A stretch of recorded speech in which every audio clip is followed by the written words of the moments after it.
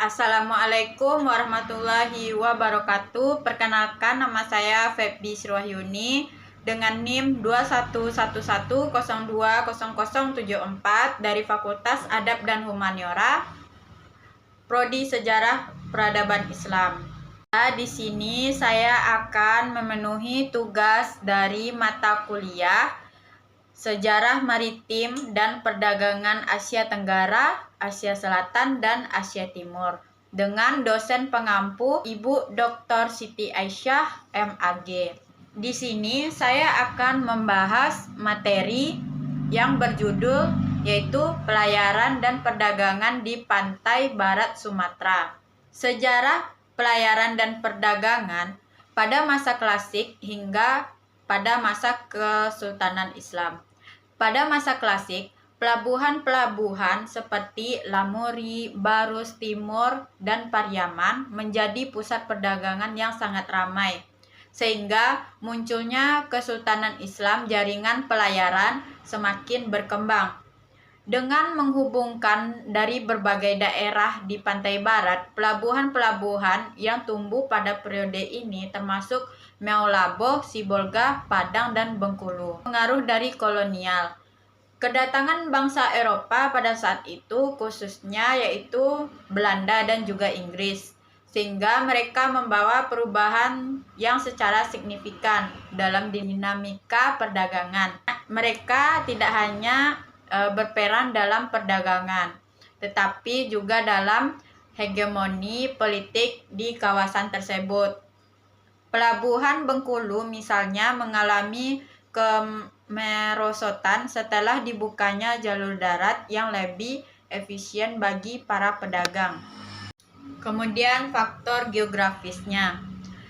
Pantai Barat Sumatera ini berhadapan langsung dengan Samudra Hindia yang menyediakan akses penting bagi pelaut dan juga pedagang.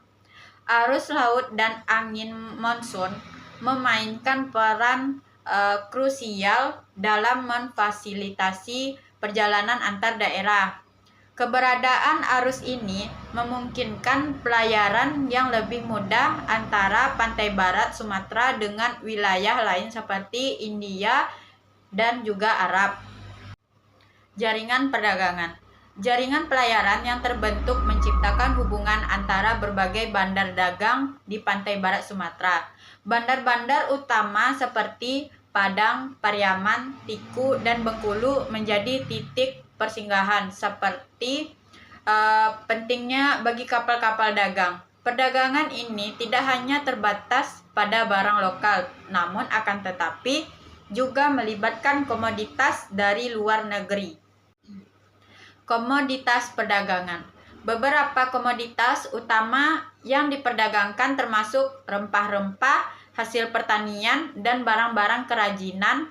Permintaan akan komoditas ini dari dasar internasional mendorong pertumbuhan ekonomi dan memperkuat posisi pantai barat Sumatera sebagai jalur strategi perdagangan. Baiklah, dari sini dapat kita simpulkan pelayaran dan perdagangan di pantai barat Sumatera ini merupakan bagian integral dari sejarah maritim Indonesia dengan posisi geografis yang strategis serta pengaruh berbagai kerajaan dan kekuatan kolonial. Di kawasan ini telah menjadi pusat interaksi ekonomi yang penting sejak zaman dahulu hingga pada saat sekarang ini. Jaringan pelayaran yang terbentuk tidak hanya menghubungkan daerah-daerah yang ada di dalam negeri, namun juga menjalin hubungan dengan pedagang internasional dari berbagai belahan dunia. Terdapat bukti peninggalan sejarah pelayaran dan perdagangan di pantai barat Sumatera.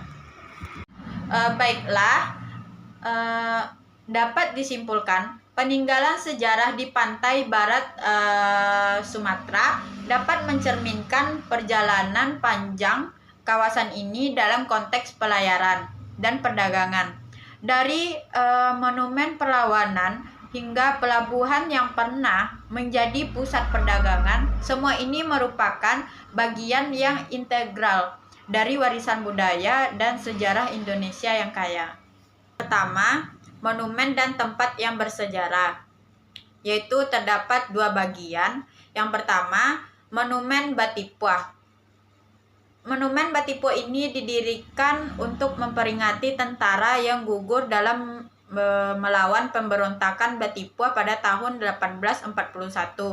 Pada saat itu, pemerintah Hindia Belanda, monumen ini terletak di Guguk Melintang dan menjadi simbol perlawanan rakyat yang ada di Minangkabau terhadap kolonisme. Yang kedua, Benteng Marlborough. Pada saat itu, Benteng Marlborough ini didirikan oleh Inggris di Bengkulu sebagai pusat pemerintahan dan perdagangan lada. Benteng ini merupakan saksi bisu dari kekuasaan kolonial dan monopoli perdagangan yang berdagang pada masa itu. Yang kedua, pelabuhan dan bandar dagang. Pantai barat Sumatera ini memiliki sejumlah pelabuhan yang menjadi pusat perdagangan, yaitu seperti wilayah Padang sebagai bandar utama yang berkembang sejak abad ke-17. Padang saat itu menjadi titik persinggahan penting bagi kapal-kapal dari berbagai macam-macam daerah. Yang kedua, Bengkulu meskipun mengalami kemerosotan, pelabuhan ini pernah menjadi salah satu pelabuhan yang terpenting yang menghubungkan perdagangan dengan daerah-daerah yang lain. Yang ketiga, jejak sejarah dan budaya.